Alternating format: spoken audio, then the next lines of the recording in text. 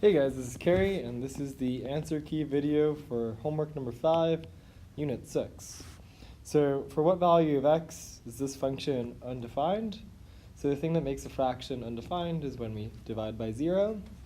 So what I'm going to do is I'm going to figure out what would make the bottom of this fraction equal to 0.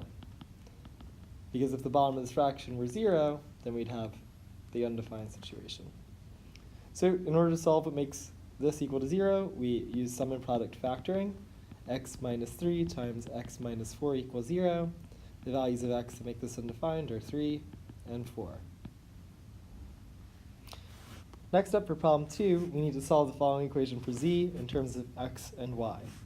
So we've been solving problems like this for a couple of days now, and what we've seen is that our goal is to get all common denominators so that we can eventually focus on just making the numerators equivalent. So what we're going to do is we're going to try to get the denominators to be all the same. So I think this one needs to have a y and a z. So I'll do y and z on top and bottom. Because this one already has a y, and these have x and z, this one will need to have an x and z.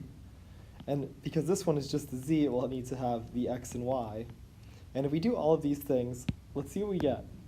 We get yz over xyz plus xz over, making these in alphabetical order, x, y, z, equals xy over, putting these in alphabetical order, x, y, z.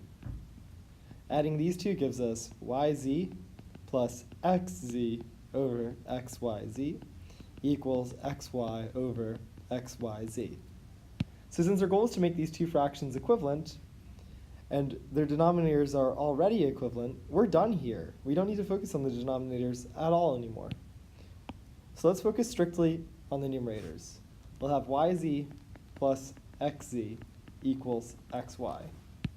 So as a reminder, we're trying to solve this equation for z in terms of x and y. Since we have two separate z's here, we need to factor that z out. Z times y gives us the first term. Z times x gives us the second term. And this is still equal to xy. Now that we factored out the z that they had in common, we only have one z left. So to isolate it, we divide by y plus x on both sides. Z is equal to xy, putting this in alphabetical order, x plus y. So we've solved for z in terms of x and y. Solve the following equation for all values of x. All right, so this is one of the ones that we looked at today. And you guys asked me to write some steps on the board, so I'm going to be using the same steps to solve this problem. So we've got step 1, and I'm just pulling this up on my phone so I have as a guide. I recommend that you do the same, or that you do that with your notes. So for problem step 1, we're supposed to factor the denominators. And it looks like only one of them really has to be factored. So I'll do that step over here. We've got 3 over x plus 2 minus 1 over x minus 4 equals negative 8 over sum and product factoring x minus 4 times x plus 2 to give us the proper values. All right, so next up, we talked about the idea of doing a pre-check. So pre-check is basically, we know that we're trying to find the values of x and solve this, but if we found a value of x that made it undefined, we'd be in a lot of trouble because that value of x would appear to be a solution, but wouldn't actually be one. So the values of x that make this undefined would be, if x is negative 2, this will be 0. So x cannot be negative 2.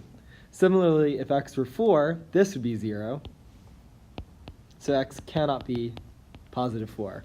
And the same values of x would make each of our factors 0, which in turn would make this whole product 0. So there are no additional factors or additional x values to avoid. So I'm going to continue on with solving it now. Step 3, get the same denominators. So in order to get the same denominators, we need to multiply this one by, let's see, x minus 4 and x minus 4, and this one by x plus 2 and x plus 2. Let's see what this gives us. We distribute the 3, giving us 3x minus 12. We distribute the negative 1, giving us minus x minus 2. I'm taking two steps at once here because I'm seeing with the common denominators here, we'll be able to combine these two fractions to make one fraction. So we get x minus 4 times x plus 2 equals negative 8 over x plus 4. Oops, that's not a plus sign. Over x plus 4 times x minus 4 times x plus 2. All right, so now we want these two fractions to be equivalent, but our denominators are already equivalent. So we're set there. We can just focus on making the numerators equivalent.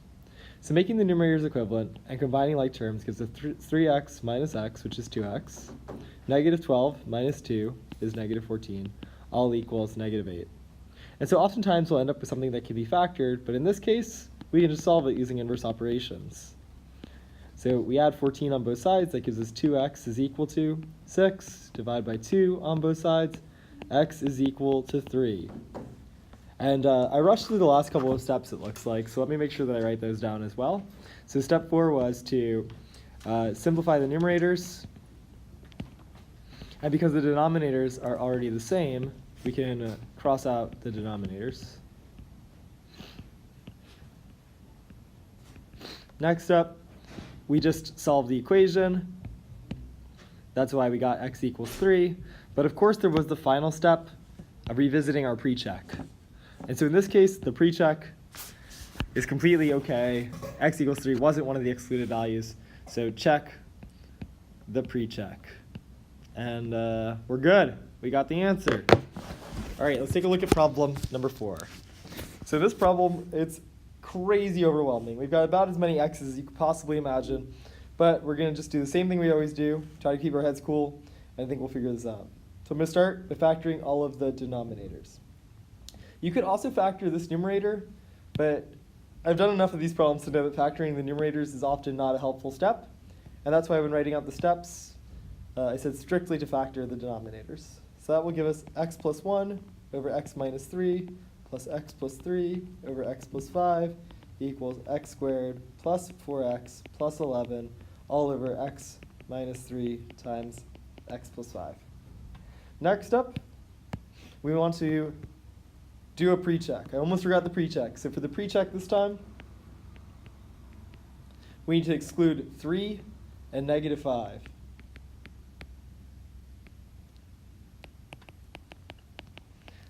Similarly, from these factors as well, we get the same values, so these add nothing new. Put that in a box, so remember to come back to it at the end.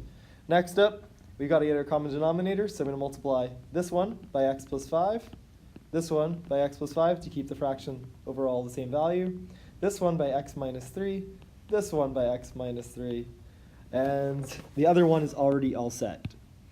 So at this point, we just have to distribute a lot. X squared plus x plus 5x plus 5 plus x squared minus 3x plus 3x minus 9 all over x minus 3 times x plus 5. And the reason why I know the denominator is going to be the same for these is because we made it the same right there and there. So now this is going to equal x squared plus 4x plus 11 all over x minus 3 times x plus 5. Because our denominators match at this point, we can just cross them out. We're good. They're already equal. We want the whole things to be equal. So now let's combine like terms and simplify things. We got x squared plus x squared. That's 2x squared. This is 6x minus 3x is 3x plus 3x is back to 6x. Positive 5 minus 9 is negative 4, and this all equals x squared plus 4x plus 11. Next up, we need to get one side equal to 0.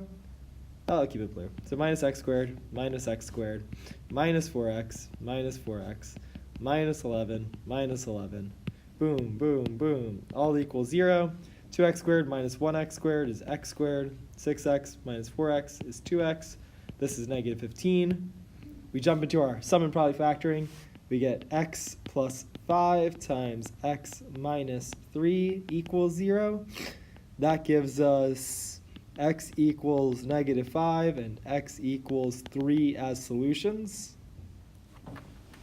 But even though these are apparent solutions, we go back to the pre-check. And both of these are not legal solutions. Both of these would make it undefined. So because both solutions are out, this problem actually has no solution.